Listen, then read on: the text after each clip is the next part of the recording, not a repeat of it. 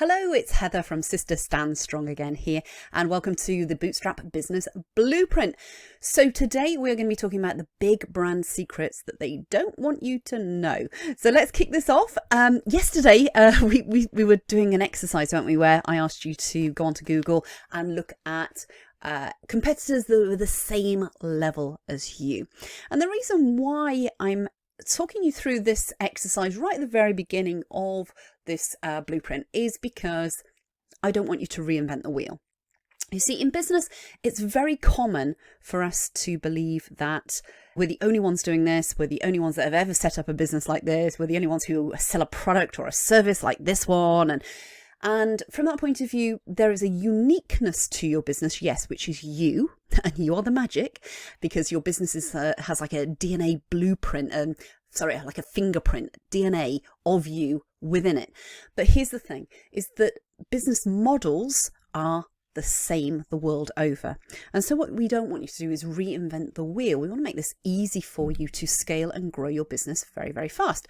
So what I want you to do is, you're looking for the commonality between different things. You're looking for themes. So yesterday when you did that exercise, did you notice, for instance, there were any particular themes? There might not have been, I've got to say, at the same level as you, where you are right now. Today, what we're going to be doing is we're going to be taking it up another level. But what I want you really to focus on is commonality. So there's like a theme, a spectrum, a style for an industry type. For instance, many solicitors and financial institutions the world over favour the colour blue. And the reason they do that is because when we look at the psychology of colour, blue represents trust and loyalty and stability. And these are the things that they want their customers to feel when they interact with them. Okay, so the next thing is, this is really important, is comparison is the thief of joy. Now you're probably sitting there going, hey, hang on, Heather, you're asking us to compare ourselves with our competitors. And the reason I put this one in here is it's very, very important for you to understand that this is not about you. This is no reflection about you. So basically, I don't want you to hit your self-worth or self-esteem by doing these exercises. I just want you almost to become detached in a way, because your business isn't there yet. It doesn't mean to say that you won't be there with these people soon. Okay, there are no rights and wrongs in this. This is a fact-finding mission.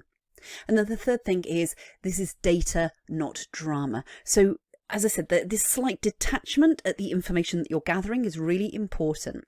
Data, not drama. It is not personal. So what I want you to do is, moving forwards, is to review, evaluate, and get really, really curious. Put on that kind of private detective hat and really go and sort of, like, as I said, detach from you personally and just look and keep your eyes and ears open for the differences, the commonality as well, but the differences. And most importantly, as I said, don't let this hit your self-esteem or your self-worth. So let's take it up a gear. Okay, let's take it up. So success leaves clues. And this is why we are doing this exercise. The bottom line is that larger businesses and companies often have marketing departments or agencies that they spend thousands and thousands with. And they've learned all the lessons. They're way ahead of you. They've tested stuff. They've measured stuff. They've made mistakes. They've sort of grown. They're championing the way. So why not take their lead? And the second thing is that you're looking for the rule of three. So keep your eyes and ears open. As I said, you're looking at your competitors. If 3 of them are using that same social media strategy, then you should choose it. Just adapt the messaging to your audience. So I mentioned about the rule of 3 yesterday, but I'm mentioning it again here today because I just want to remind you that whatever level you do this competitive analysis at, and today we're taking it up another level. Basically, you are looking for kind of a rule of 3. So when you see 3 things that there's, and especially at this level now that we're going to take you to, this is where you're looking for commonality in terms of the rule of 3. This is where it really plays out.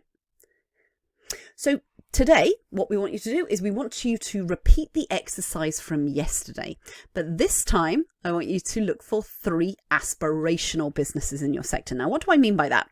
This means that, for instance, if you are a local business, I want you to look nationally. I want you to look at all the big players nationally in your sector. Now, for some of you, you're going, well, I don't think there are anybody sort of playing at a higher level than me.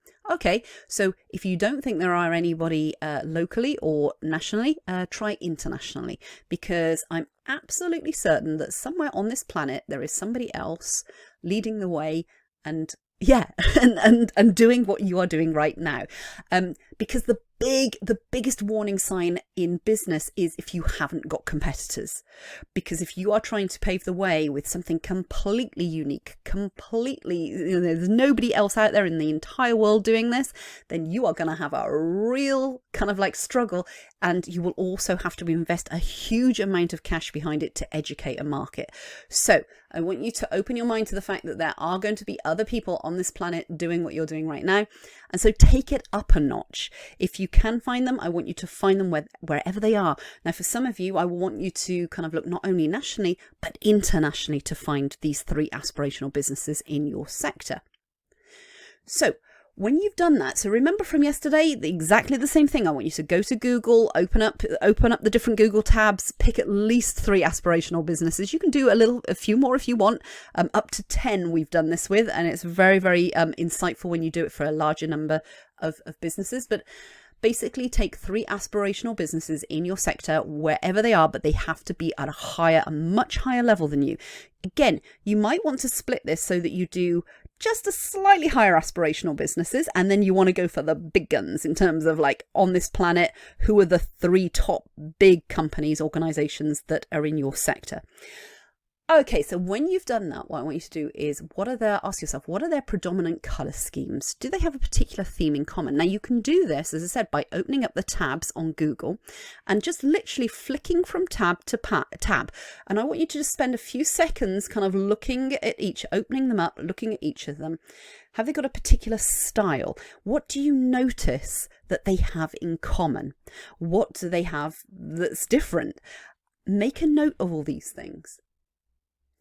Also, I want you to dig a little bit deeper today. So with these 3 aspirational businesses, I want you to have a look at what social media they're favouring. So again, look at the commonality. Now, there's a temptation out there to just, have loads of different social media tabs, in terms of like, yes, we're on Facebook and Twitter and Instagram and Pinterest and YouTube and all of this, right? So what I want you to do is I want you to, it's only 3 businesses that I want you to do this for. Okay, pick 3 aspirational businesses, and I want you to drill down on their social media. I want you to just kind of observe who you think their customers are, their style of customers, what age are their customers. And then I want you to have a look at where they're playing on social media. They might have like 5 different blooming tabs showing on their, little icons showing on their websites, but I want you to actually click through and dig a bit deeper.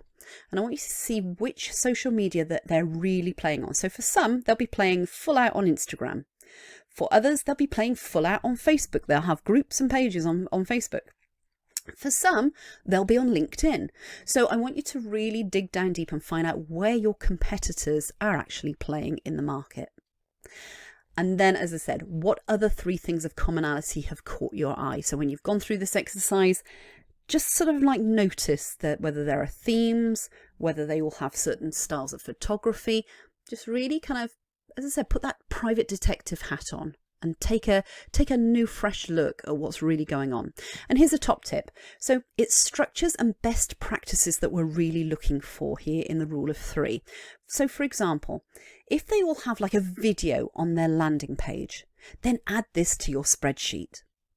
Remember, your audience and communication will be different to your competitors. Yeah, your whole alchemy recipe that you are creating for your particular business is unique to you and your business. But what isn't different are the kind of the structures and best practices out there. As I said, the models, the business models out there, they are kind of standardized really world over.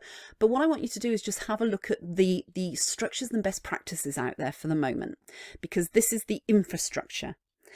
And that's what's going to, what's going to make your business different in all of this is when we dig deeper to have a look at your customers and your branding and your messaging and your voice and stuff like that. But that's the top tip today.